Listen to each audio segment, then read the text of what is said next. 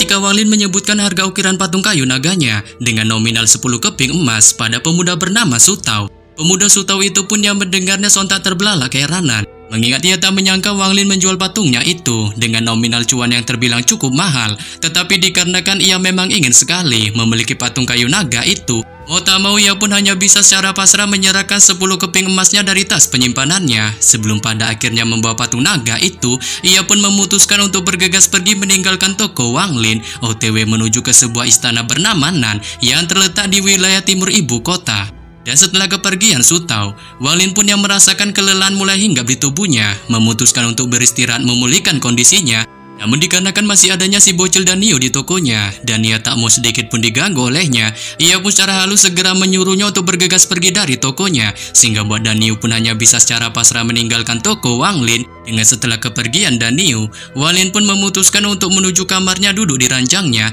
dan secara santuy menenggakkan di anggur di tangannya, sembari memikirkan mengenai kondisinya yang saat ini telah sepenuhnya menjadi seorang manusia panah, membuatnya pun merasakan kehidupan yang tenang dan menyenangkan, tanpa adanya mode kang bantai membantai seperti yang dilakukannya dahulu, sehingga menyebabkannya pun mengalami fase kehidupan baru yang tak pernah dirasakannya selama 400 tahun lamanya. Namun ketika Wang Lin masih memikirkan hal ini, pada saat ini di TKP luar tokonya, dua sosok praktisi pun tanpa diduga tiba-tiba nyelonong masuk tampak seperti jurik di dalam tokonya. Dengan ketika keduanya memasuki toko Wang Lin dan melihat-lihat ukiran patung kayu yang berjajar di lemari, keduanya pun menunjukkan keserakan dan ketamakannya, mengingat mereka tahu semua benda yang dibuat Wang Lin ini adalah harta ajaib, dengan jikalau mereka mendapatkannya, kemungkinan besar hal itu akan sangat menguntungkan. Oleh sebab itu memunculkan mode kang curinya, keduanya pun tanpa pikir panjang segera menjarah semua ukiran patung kayu Wang Lin itu, memasukkannya secepat kilat ke dalam tas penyimpanan besar yang kali ini mereka bawa,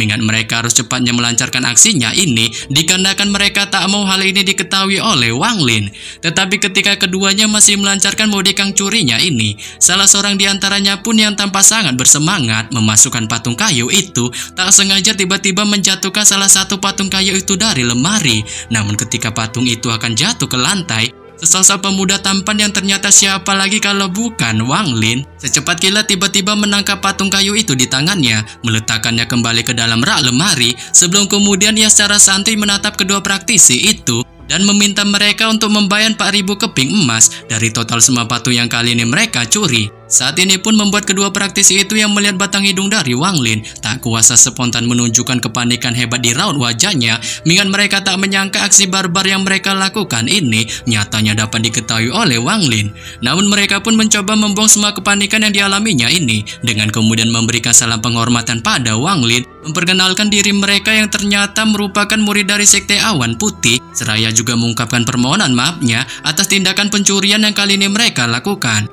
Tetapi demikian Wang Lin pun tak terlalu menanggapi permohonan maaf yang dilontarkan kedua praktisi itu, saat ia sekali lagi hanya meminta keduanya untuk membayar ukiran patung kayu miliknya yang kali ini mereka curi, menyebabkan kedua praktisi itu pun yang mendengarnya hanya bisa saling memandang menunjukkan raut wajah bengongnya, dikarenakan kali ini mereka sama sekali tak memiliki sedikit pun kepingan emas untuk membayar harga yang disebutkan Wang Lin itu, mengingat untuk mengumpulkan 100 kepingan emas saja itu sangat sulit bagi mereka yang notabene merupakan seorang manusia biasa. Saat ini pun membuat keduanya hanya bisa menunjukkan mode diamnya tanpa bisa mengucapkan sepatah kata pun, sehingga membuat Wang Lin pun yang menyadari keduanya tak memiliki cuan untuk membayar ukiran patung kayunya itu, segera melambaikan tangannya untuk secara paksa merebut tas penyimpanan besar itu dari kedua praktisi Sekte Awan Langit, dan kemudian mulai menyebarkannya. Saat itu pun secara ajaib membuat semua ukiran patung yang ada di dalamnya tiba-tiba terbang kembali ke tempat asalnya tanpa adanya kesalahan. Dengan setelah mengamankan semua ukiran patung kayunya itu,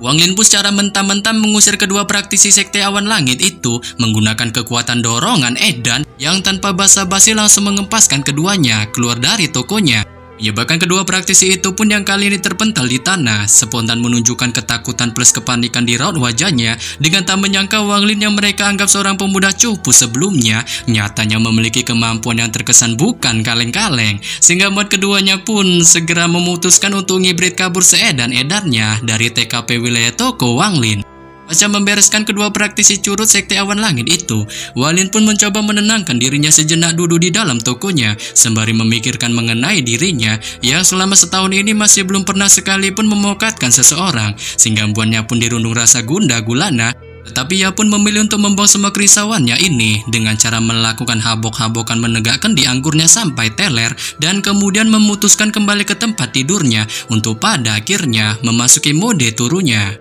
Waktu pun lambat laun secara cepat terus berlalu. Musim demi musim pun seiring berjalannya waktu sering berganti. Dengan pada saat ini, sudah lebih dari 2 tahun Walin tinggal di ibu kota menjadi seorang manusia panas utuhnya. Dan selama 2 tahun ini, Walin pun hanya berkultivasi 2 kali serta tak lagi peduli akan tingkat kultivasinya itu, yang bahkan ia jarang sekali untuk memeriksanya saat ia hanya fokus menikmati hidupnya menjual semua ukiran patung kayu di tokonya dalam modenya kali ini yang menjadi seorang manusia panah. Dengan selama 2 tahun ini, Walin menjual ukiran-ukiran patung kayunya itu. Tokonya pun lambat laun mendapatkan ketenaran di bagian barat ibu kota, dan pembeli yang paling umum mengunjungi tokonya bukan hanya dari kalangan manusia pada umumnya, melainkan juga para kultivator yang tampak sangat tertarik pada ukiran patungnya itu saat mereka membelinya dengan emas panas seperti manusia, sehingga dalam 2 tahun ini, Walin pun mendapatkan keuntungan emas yang sangat melimpah. Tapi demikian ia pun tak mau larut dalam ketamakan maupun keserakahan, layaknya seperti halnya manusia pada umumnya yang sifatnya lambat laun berubah songong ketika segala sesuatu impiannya tercapai di dunia penuh tipu-tipu ini, terutama pada kekayaan, saat ia hanya menunjukkan sifat rendah hatinya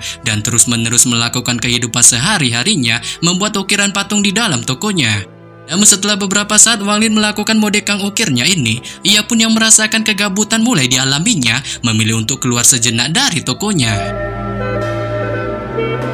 Setelah Walin keluar dari tokonya, ia pun kemudian duduk di halaman tokonya memandangi gemerlap bintang di langit malam. Dengan ketika masih mengamati bintang-bintang ini, ia pun tiba-tiba melihat Danio keluar dari toko besi kediamannya untuk berlarian secara kegirangan memainkan kembang api di tangannya. Setelah beberapa saat menunjukkan mode bocil kematiannya ini, Danio pun kemudian berlari ke arah Walin untuk duduk di sampingnya sebelum kemudian menanyakan padanya mengenai dirinya yang mengapa tak setuju untuk dinikahkan oleh seorang putri cantik dari pemilik toko terkenal di sisi timur, mengingat hal ini diketahuinya dari ayahnya yang telah memberitahukan info julid ini padanya. Saat Walin pun yang mendengarnya hanya menunjukkan senyum santuinya sembari mengungkapkan pada Danio bahwa dirinya sudah mempunyai seorang istri, menyebabkan Danio pun yang mendengarnya spontan menunjukkan keterkejutan hebat di wajahnya. Hingga dia sama sekali belum pernah melihat sedikit pun batang hidung dari sosok istri Walin itu, sehingga Mbonnya pun secara penasaran mempertanyakan hal ini padanya. Saat Walin pun memberitahukan bahwa sosok istrinya itu tinggal di suatu tempat yang terbilang sangat jauh, menunggu dengan setia akan kehadirannya, dan suatu hari nanti ia bertekad akan pergi menemukannya, menyebabkan Danio pun akhirnya menunjukkan sikap mengertinya dengan mengetahui Walin ternyata melakukan mode merantaunya ini untuk mencari cuan yang sangat banyak di ibu kota. Saat ini diperuntukkannya untuk diberikannya pada istrinya yang kali ini dengan setia menanti akan kepulangannya. Tetapi ketika Danio baru saja mengerti akan hal ini, suara ayahnya yang memanggilnya pun tiba-tiba terdengar dari dalam toko besinya. Saat ini pun menyebabkan Danio yang mendengarnya secara panik memutuskan pamit undur diri dari hadapan Walin untuk kemudian OTW kembali memasuki ke dalam kediaman toko besinya. Pasca kepergian Danio, Walin pun masih duduk dengan tenang di luar tokonya sembari menegakkan di anggur di tangannya, sampai pada akhirnya setelah cukup lama menunjukkan mode santuinya ini, salju pun perlahan mulai turun dari langit menghantam cara halus wajah tampannya saat ia hanya bisa membersihkannya menggunakan tangannya. Di balik pandangan matanya yang terus merenung menatap ke arah langit, dengan ketika cukup lama menunjukkan mode merenungnya ini, langit pun perlahan menjadi semakin gelap gulita, dan bahkan semua toko di sekitarnya terutama toko besi milik keluarga Danio telah tertutup rapat. Dengan kali ini hanya menyisakan tokonya saja, menyebabkan Walin pun mulai mengalami perasaan kesepian mendalam di hatinya dan spontan teringat akan keluarga Wangnya, terutama ayah dan ibunya, sehingga hal ini pun lantas membuatnya perlahan menunjukkan kesedihan amat mendalam di matanya. Namun setelah sejenak larut dalam kesedihan ini, Walin pun memilih untuk membuangnya dan memutuskan kembali masuk ke dalam tokonya, mencoba untuk menghangatkan tubuhnya di samping api unggun. Dengan setelah waktu yang lama, ia pun kemudian mengambil 2 ukiran patung kayu ayah dan ibunya yang langsung diletakkannya di sampingnya, diikuti semua ukiran patung kayu penduduk desa Wangnya. Saat ini dilakukannya mencoba untuk mengusir kesepian amat mendalam yang kali ini dirasakannya, sehingga hal ini pun sedikit membuatnya mulai mengalami perasaan tenang di dalam jiwa raganya. Sampai pada akhirnya setelah satu malam Wang Lin menunjukkan mode tenangnya bersama ukiran patung kayu itu. Pada saat pagi hari menjelang, di balik hamparan salju yang terus mengguyur tokonya, ia pun kembali membuka tokonya seperti biasanya, menjajakan semua ukiran patung kayunya. Dengan ketika membuka tokonya ini, Dan Nio dan ayahnya pun yang sebelumnya keluar dari toko besinya, berniat untuk pergi ke suatu tempat ketika melihat batang hidung dari Wang Lin, memilih untuk mendatangi tokonya. Sebelum kemudian ayah Dan Nio pun menanyakan pada pemuda tampan itu mengenai dirinya, yang apakah kali ini terlalu sibuk. Saat Wang Lin pun hanya bisa menggelengkan kepalanya dan bilang bahwa ia sama sekali tak sedang mengalami kesibukan, sehingga membuatnya pun mempersilahkan keduanya untuk masuk ke dalam tokonya. Dengan ketika ia dan Nio masuk ke dalam toko Wang Lin, ia pun spontan terbelalak keheranan melihat deretan lemari berisi ukiran patung kayu yang telah dibuat oleh Wang Lin, sehingga membuatnya pun berniat menanyakan sesuatu hal padanya mengenai ukiran patung kayu itu. Tetapi dikarenakan merasa canggung plus terkena mental dengan banyaknya patung yang dibuat Wang Lin itu, ia pun tak bisa berkata-kata dan hanya bisa menunjukkan mode diamnya tanpa berani melontarkan sedikit pun pertanyaan pada Wang Lin. Pada saat itu Dan Nio pun yang berada di sebelah Wang Lin melihat ukiran patung kedua orang tua Wang Lin tiba-tiba menunjukkan rasa keponya dan menanyakan secara penasaran padanya mengenai gerangan siapakah kedua ukiran patung kayu itu. Saat Wang Lin pun memberitahukan bahwa kedua ukiran patung itu merupakan patung ayah dan ibunya, menyebabkan Dan Nio pun yang mendengarnya spontan menunjukkan keterkejutan hebat di wajahnya dengan tak menyangka kedua patung itu ternyata merupakan patung kedua orang tua Wang Lin, sehingga membuatnya pun memilih untuk tak bertanya lagi mengingat dia tak mau menyinggung hati Wang Lin. Wang Lin pun kemudian menanyakan pada ayah Dan Nio mengenai gerangan maksud kedatangan tiba-tiba mereka ke tokonya, mengingat dia merasa heran atas tindakan keduanya yang menurutnya cukup janggal. Saat ayah Dan Nio pun yang mendengarnya hendak mengungkapkan niat kedatangan mereka, namun ia tampak merasa canggung untuk mengatakannya. Tetapi ketika ayah Dan Nio masih menunjukkan rasa canggungnya ini di hadapan Wang Lin, Dan Nio pun yang tampak tak sabaran melihat tindakan basa-basi bacrit dari ayahnya itu, segera mengungkapkan pada Wang Lin mengenai maksud kedatangan mereka yang berniat meminjam kepingan perak padanya.